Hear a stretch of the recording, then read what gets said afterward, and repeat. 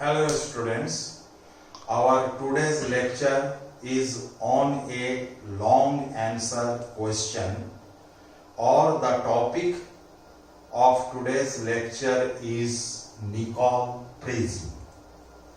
Nicol was the name of a scientist, Dr. William Nicol, of Edinburgh, Scotland, invented this Nicol prism. He was geologist as well as a physicist. For the production and detection and analysis of plane polarized, circularly polarized and elliptically polarized light, he did a great invention for understanding polarization in detail. So Nicol prism is made up of a crystal named calcite. We have used this crystal before, and now the students should imagine its construction in 3 dimensions. So try to understand and make your mind 3-dimensionally, because a crystal has length, width and height. Now I am going to start my topic, Nicol prism. This is asked in general in long answer question and also in the form of short notes. What is Nicol prism? A Nicol's prism made out of a calcite crystal is used both for the production and analysis of plane, circularly and elliptically polarized light. For the convenience of students, I have written here in the form of notes. You have to go through this note for the preparation of your end-sem, mid-sem examination. So I will only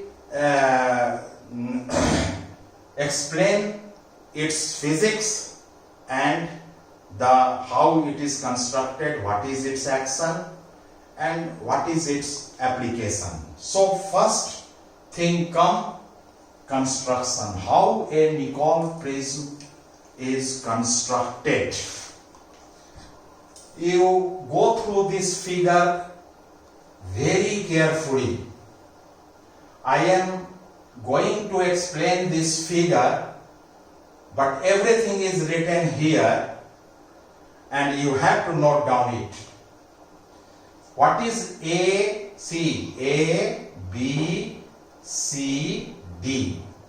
ABCD is a calcite crystal having length to width ratio 3:1.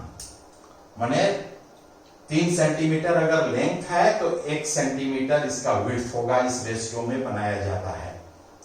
क्योंकि यहां पर light का incident होगा, वह polarisation होगा ओ रे ई रे में, उसके बाद अंदर में बहुत सारे फिजिकल हैपनिंग होंगे और जो हमारा फिजिक्स का रिजल्ट अचीव करना है वो होगा। नेक्स्ट क्या है? The end faces A B, C here and C D are properly grounded. इसको घिसा जाता है, जिस तरह से डायमंड वगैरह घिसा जाता है, तराशा जाता है, उसी तरह से इसकी घिसाई होती है। To make the angles in the principal section 68 degree and 112 degree in place of 71 degree and 109 degree respectively. Now understand here. इसका AB फेस और CD फेस की घिसाई होती है। घिसाई ऐसा करते हैं कि ये क्रिस्टल का फॉर्म अब क्या हो जाएगा? A dash C D dash B। इस तरह से घिसते हैं इसको कि A dash B D dash कहो चाहे डी कहो 68 डिग्री हो और angle D C A dash 120 degree. तो यहां लिखा हुआ है grounded to make the angles in the principal section. Principal section क्या होता है, यस्टरडे हम इन डिटेल पढ़ाए हैं। 68 degree and 112 degree in place of 71 degree and 109 degree respectively। in place of 71 degree की जगह इतना होना चाहिए और 109 डिग्री की जगह 120 डिग्री होना चाहिए। The crystal is cut into two। अब इस क्रिस्टल को हम लोग कट करते हैं, घिसने के बाद दोनों ए बी और सी डी को घिसने के बाद इसको काटा जाता है। किस तरह से काटा जाता है? It is written here, the two surfaces are polished। माने इधर का पॉलिशिंग किया जाता है। ग्राउंड करने से तो रुखड़ा वगैरह होगा, उसको फिर पॉलिशिंग किया जाता है। जस्ट डायमंड कटिंग टाइप का होता है ये काम। तो the two surfaces are polished to make them optically flat and then cemented। The crystal is cut into two along the principal, cut into two along the plane A dash D dash। Sorry, I was forgotten to mention this। After grounding, the crystal is cut into two pieces along A dash D, along A dash D dash। इसको काटा गया किस तरह से? Perpendicular to both the principal section and the end faces। काटेंगे तो दो टुकड़ा होगा, एक टुकड़ा इधर एक टुकड़ा इधर। तो यहां जो फेस होता है इसको फिर पॉलिशिंग किया जाता है, right. And the end faces, the two surfaces are polished to make them optically flat and then cemented together। उसको पॉलिश करने के बाद उसको एक ग्लू से हम लोग फिर उसको लगा देते हैं, यानी कि एंड सीमेंटेड टुगेदर। ग्लू का नाम क्या है? Canada balsam. Cemented together by using Canada balsam. ये क्या होता है? एक ट्रांसपेरेंट लिक्विड जिसका रिफ्रैक्टिव इंडेक्स होता है म्यू का वैल्यू, लिक्विड है तो उसका म्यू का वैल्यू होगा 1.55 फॉर सोडियम लाइट, क्योंकि refractive index depends upon the wavelength of light. इसके बाद फिर क्या होता है?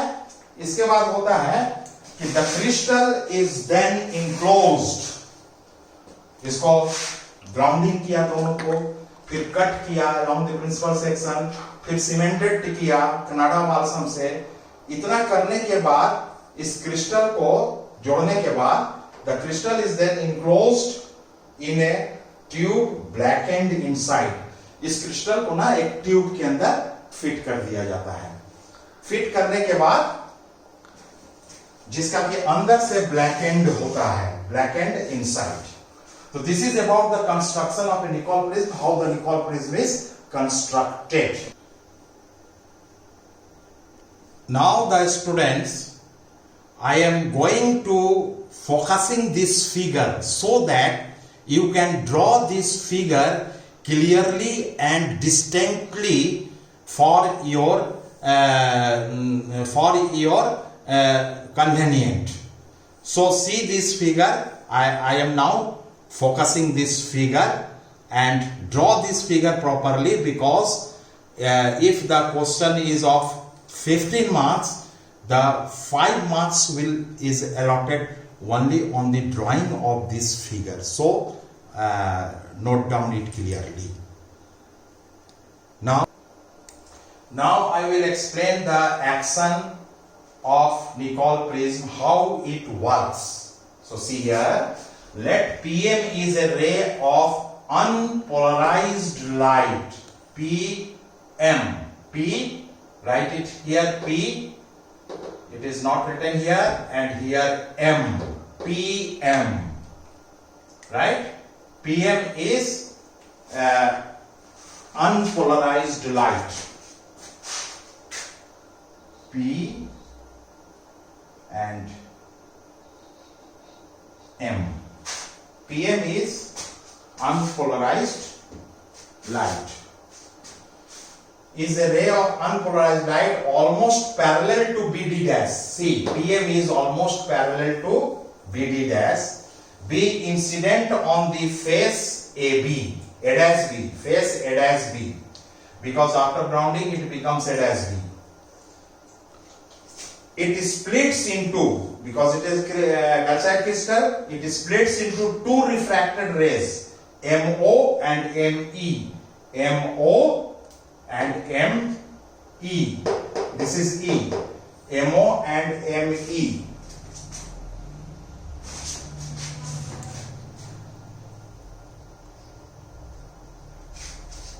MO and ME.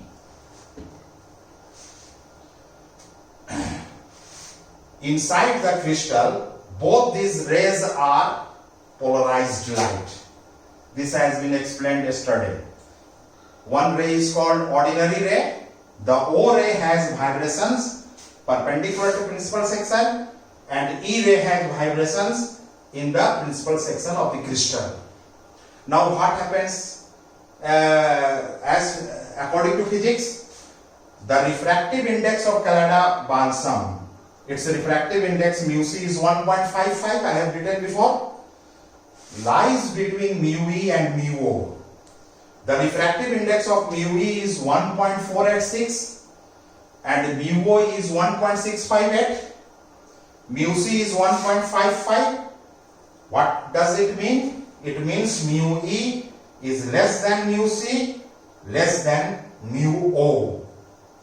As a result, when O ray reaches the balsam layer, it passes from a denser to rarer medium. And when light passes from denser to rarer medium, what happens? It bends away from the inner bulb. Due to as the length of the crystal is large, the O ray is usually incident at the calcite balsam surface at an angle greater than its critical angle 69 degree. You know that when light ray incident at an angle greater than critical angle, it is totally reflected, and it is O ray is totally reflected. O ray is represented by dot and E ray is represented by arrows.